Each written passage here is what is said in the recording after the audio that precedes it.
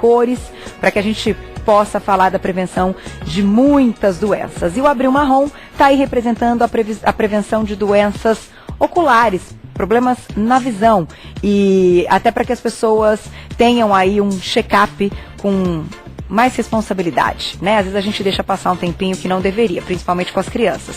Mas as meninas prepararam um VT de abertura bem legal. Na tela. Você sabia que a cada 5 segundos uma pessoa se torna cega no mundo? E que 80% das doenças que causam deficiência visual são preveníveis? Por isso, o mês de abril é dedicado à conscientização da população para a prevenção, diagnóstico, tratamento precoce e reabilitação da cegueira, o Abril Marrom. Um lembrete sobre a importância de cuidar da visão. De acordo com dados da Organização Mundial de Saúde, existem mais de 1 milhão de brasileiros afetados pela cegueira. Estima-se ainda que entre 60% e 80% dos casos de cegueira poderiam ter sido evitados. Ou seja, quase 700 mil brasileiros que perderam a visão poderiam estar enxergando caso tivessem feito acompanhamento oftalmológico de forma regular. Visitas periódicas ao oftalmologista são a melhor forma de prevenir doenças que causam a cegueira. O diagnóstico precoce e o tratamento adequado são fundamentais para que o paciente possa manter uma boa visão ao longo da vida. Fique de olho! Tá aí, olha, lindo o VT de abertura, e é verdade, né? A gente convidou a oftalmologista, a doutora Milena Shibana, bem-vinda. Obrigada. Prazer tê-la aqui. Um prazer enorme. Porque que coisa, não sei se é cultural, e claro que não ocorre só na sua especialidade, ocorre em muitas. As pessoas procuram ajuda quando de fato tem alguma coisa ali incomodando e tirando do convívio social ou tirando do trabalho, né, de certa forma. Quando elas percebem que tem alguma coisa errada. Errada, isso é cultural, né, isso do é cultural, brasileiro. mas para a visão é muito perigoso. É perigoso. Porque algumas doenças são extremamente silenciosas. Elas não manifestam qualquer sintoma no início da doença. Então por isso que é muito importante a prevenção, o check-up anual, para que você não possa, né, não chegue aí no estágio de perda de visão ou até mesmo cegueira. Esse mês, então, que é o Abril Marrom, vocês estão destacando a importância da ida ao oftalmologista, principalmente, né? Exato. Ou vocês têm algumas dicas, até antes da gente falar das doenças, que a gente separou, algumas reversíveis até, importantes da gente tocar no assunto, mas para que as pessoas percebam aí alguns indícios, algum início de algum problema? Sim, nós vamos falar dos sintomas iniciais, mas como eu disse, algumas doenças são extremamente silenciosas, então, na verdade, o Abril Marrom é para conscientizar a população da necessidade da prevenção mesmo. De ir ao oftalmologista anualmente, porque é a forma mais segura que vocês têm de evitar uma perda de visão. A Organização Mundial de Saúde, ela levantou um dado muito assustador, que mais de 80% das causas de cegueira são causas evitáveis. Então você imagina quantas pessoas ficam cegas todo ano por causas que poderiam ser evitáveis com chegam a perder muito da visão, Exato. Né? Comprometendo também qualidade de vida. A gente vai colocar aí na tela, então, vamos falar de algumas dessas doenças, claro, que são até mais comuns do que a gente imagina. Na tela, então, a gente separou e temos a ilustração de todas. Vamos falar do glaucoma. O glaucoma é a segunda principal causa de cegueira no mundo, mas a primeira causa de cegueira irreversível, né? Então, porque a primeira causa de cegueira no mundo é a catarata, mas ela é uma cegueira reversível. O glaucoma não. E o que acontece no glaucoma? O glaucoma é um dano ao nervo óptico que ocorre por diversos fatores, mas o mais conhecido é o aumento da pressão intraocular. Então, esses pacientes, eles têm um defeito nessa malha trabecular, que é esse ângulo que faz a drenagem do líquido que é produzido no olho, e por não conseguir drenar adequadamente esse líquido, o líquido produzido acaba se acumulando aí dentro do olho e aumentando a pressão intraocular, causando machucados, danos ao nervo óptico, que é a estrutura que vai levar o estímulo luminoso até o cérebro para que forme a imagem. Então, esses pacientes, eles têm uma perda de visão que é uma perda de visão normalmente que se dá de fora para dentro, é uma perda de visão inicialmente periférica, e por isso que é muito difícil do paciente perceber sozinho. A maior parte das vezes, quando ele percebe que tem alguma coisa errada, ele já está num estágio bem avançado da doença. Tem alguma relação, pacientes que são mais alérgicos e que mantêm uma coceira, enfim, um atrito aí nos olhos? A coceira no olho, os pacientes alérgicos têm mais relação com o ceratocone, que é uma outra doença também que pode levar à diminuição da visão e que também, se tratada essa alergia e tal, é uma doença evitável, né? Ceratocone. Acho que a gente tem também, não está nessa ordem, né? Vamos falar do ceratocone? Quem quiser manda perguntinha na @VocêBonitaTV, porque é algo aí que pode vir desde a infância, né? Exatamente. É a doença que mais acomete crianças e jovens, na verdade, ao contrário das outras, né? Então, o que acontece? A córnea, que é essa estrutura transparente na frente do olho, é a nossa principal lente do olho. Tá. No paciente com ceratocone, a córnea ela adquire esse formato de cone, um formato bicudo. E por ela ser a principal lente, assim que os raios de luz elas passam pela córnea, elas sofrem uma distorção e que causa uma distorção também na imagem. Esses pacientes têm uma imagem mais embaçada, parecendo um astigmatismo alto, que é o que ele acaba causando mesmo, e que pode ser evitado com o simples fato de não deixar coçar o olho, tratar a alergia na criança, ou mesmo tirar o hábito. Tem gente que não tem nenhuma alergia, tem o hábito de coçar o olho mesmo. E é uma doença absolutamente evitável, em alguns casos, porque também tem um caráter genético, que é esse... Eu ia te perguntar, tem? Tem um caráter genético, né? Mas é de 1 a 2% da população só. Então, porque em alguns casos é necessário até o transplante, né? Nos casos mais avançados vai para o transplante. Então, como que a gente trata o ceratocone? Primeiro, o tratamento é óculos. O paciente ele consegue ter uma boa visão com óculos, está tratado. Precisa ser acompanhado, mas naquele momento ele está tratado. Para não avançar. Para conseguir dar uma boa visão para ele. Tá. Com o óculos não enxerga, nós tentamos as lentes de contato, né, que causam uma certa aplanação dessa córnea que está bicuda e dá uma melhora de visão que o óculos não consegue oferecer. Tá. Nos casos mais avançados, aí tem as modalidades cirúrgicas, algumas para retardar a progressão, outras como o anel para tentar melhorar mesmo a qualidade óptica, a qualidade de visão do paciente, e nos casos mais avançados, o transplante. Mas hoje, então, a gente tem bastante coisa até chegar no transplante. Graças a Deus. E isso você vai descobrir como? Indo na consulta oftalmo, não tem jeito. Então, mamãe de plantão, já que quando a gente fala aí, a gente tem um público muito grande das meninas que têm filhos aí pequenos, assim como eu, essa é a doença, então, que pode vir desde a infância, né? A gente tem que ficar atento. Precisa sim. Até porque as crianças, às vezes, não falam nada. Não falam nada. E a gente não fica com elas o dia todo para ver se de fato está tendo essa coceira. Para a criança, Carol, ainda tem uma outra agravante, né? Criança, por não ter essa noção, né, de testar um olho de cada vez, ver se está enxergando com os 2 olhos, às vezes ela enxerga de um olho só e não percebe. Só que a fase de desenvolvimento visual termina aos 7 anos de idade. Por isso que é importante levar as crianças desde pequenininho no oftalmologista, porque se for detectado que, por exemplo, um olho tem um grau muito maior do que o outro, ela está usando praticamente só o olho que tem o menor grau e o outro olho não está desenvolvendo, nós prontamente corrigimos com óculos, que é o suficiente para que ele consiga desenvolver a visão dos 2 olhos da mesma forma, porque depois dos 7 anos de idade é mais difícil. É mais difícil, é o tal do olho preguiçoso, que não dá para corrigir. Tô ali no limite. Vamos para a próxima, então, na tela. A gente vai falar do descolamento da retina, de retina, né? Vamos ter a ilustração daqui a pouquinho, a gente conta pra vocês. Mas segura esse momento e para tudo que você tá fazendo, porque ele veio me ver. Você pergunta, fica à vontade. A gente já foi lá pro Egito e voltou. Agora a gente continua para falar, a gente deixou aqui um problema, uma questão também, que é até mais comum do que a gente imagina, que é esse descolamento de retina, né? É comum e grave, né, Carol? O problema é que o descolamento de retina, a gente considera uma urgência oftalmológica.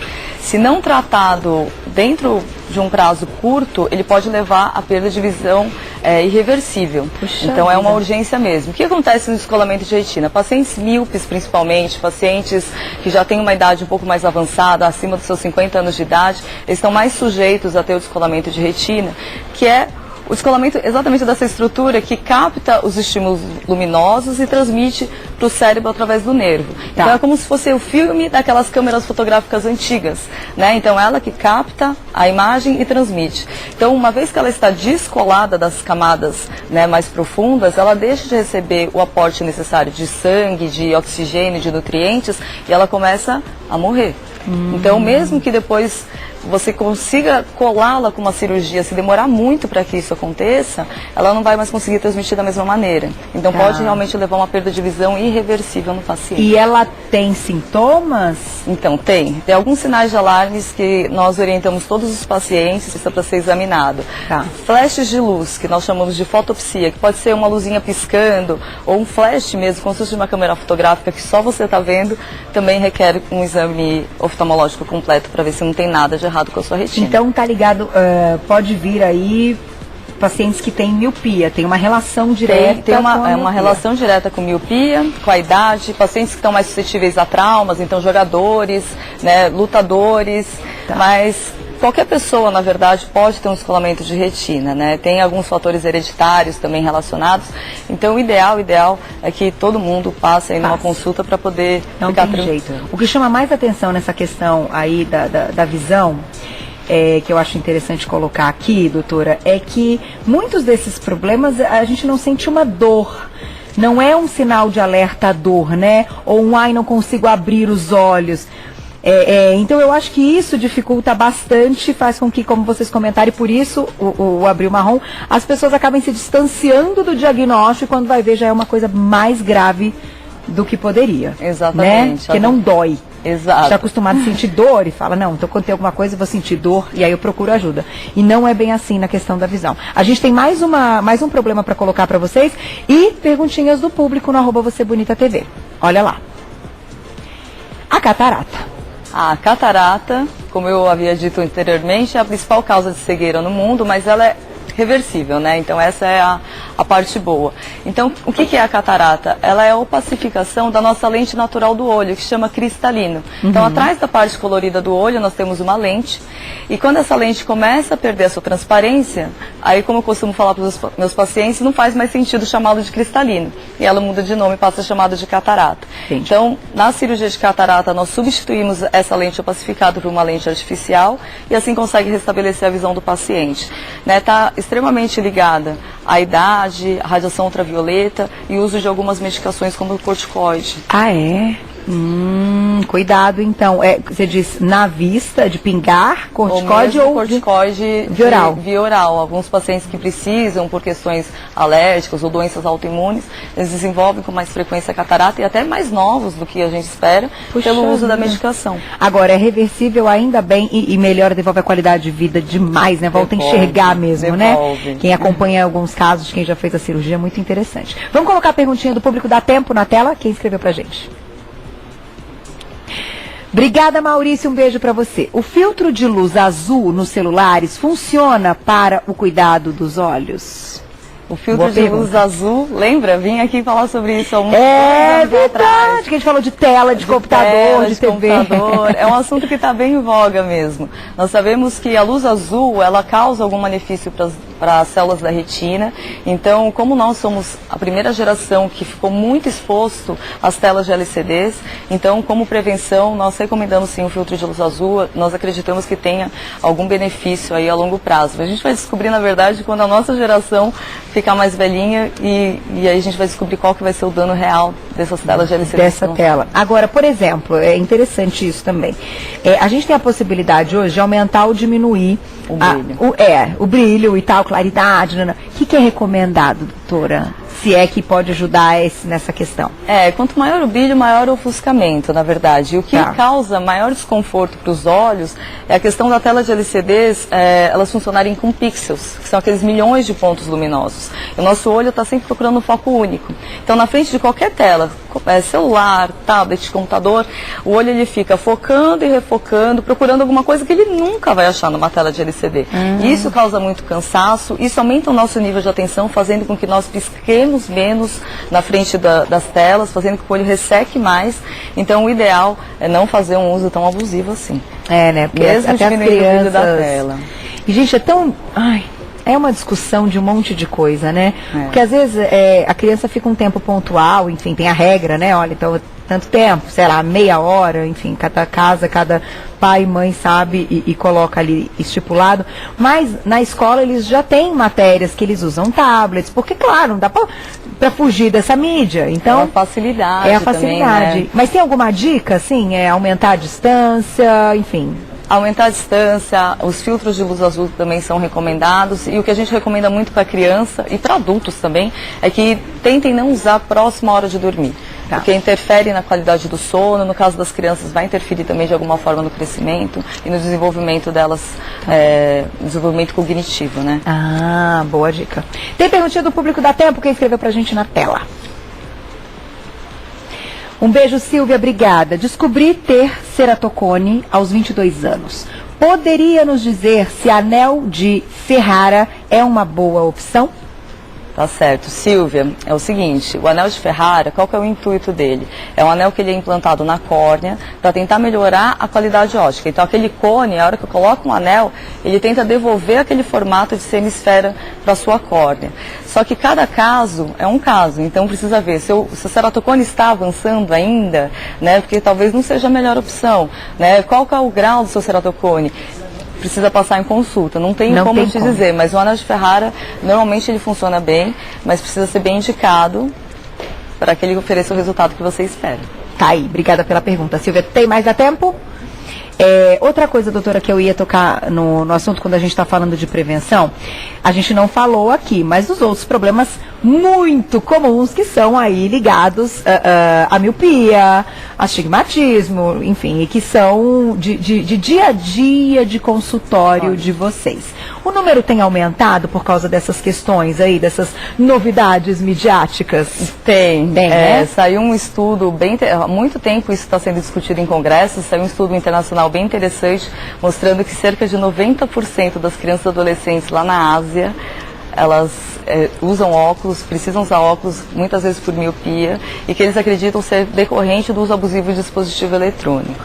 É um tema que está sendo bastante discutido, né? Tem várias teorias envolvidas, se é o dispositivo, se é o fato das crianças irem brincar menos e se exporem menos à luz solar, né? Que já é uma teoria mais europeia, mas existe sim. E está tendo... só pra gente lembrar, quando a gente era pequena e ia pra escola, quem usava óculos? 2 amiguinhos. Verdade. Hoje você vê numa sala de aula uma grande quantidade de crianças usando, né? Tem que ficar ligado. Dá tempo de mais perguntinha. A Glaucia separou pra gente fechar com chave de ouro. Obrigada, Elisângela. Um beijo pra você. Meu filho tem 5 anos e ele coça muito o olho e tem sensibilidade à luz, principalmente ao acordar. Aí ela pergunta o que seria. Elisângela, a causa mais comum de coceira no olho em criança é a alergia. Precisa levar, precisa examinar, mas a alergia ocular, que normalmente está relacionada a uma rinite, né, um quadro mesmo alérgico de pele, ela é muito comum, né, então faz com que a criança coce, e quando ela coça o olho ela machuca a córnea e isso aumenta a sensibilidade à luz. Mas é bom levar no oftalmologista para dar uma olhadinha, né? E pingar o colírio sem remédio, né? Aquele de lágrima, lubrificante. Nós recomendamos, ainda mais aqui, né? Em São Paulo, que tem tempo muito seco, muita partícula de suspensão, suspensa no ar, mas precisa saber direitinho o que vocês estão pingando, porque tem colírio que tem medicamento. Exato. Então, fiquem ligados, peço orientação médica. Vou agradecer a doutora Milena Shibano, oftalmologista, telefone 3124-0999, 3124-0999. Nos vemos mais tarde, às 22h30, com a segunda exibição do Você Bonita. E amanhã, ao vivo, às 9 da manhã. Vai lá no Insta para me seguir, @Carol_Minhoto. Beijo, até amanhã. Obrigada.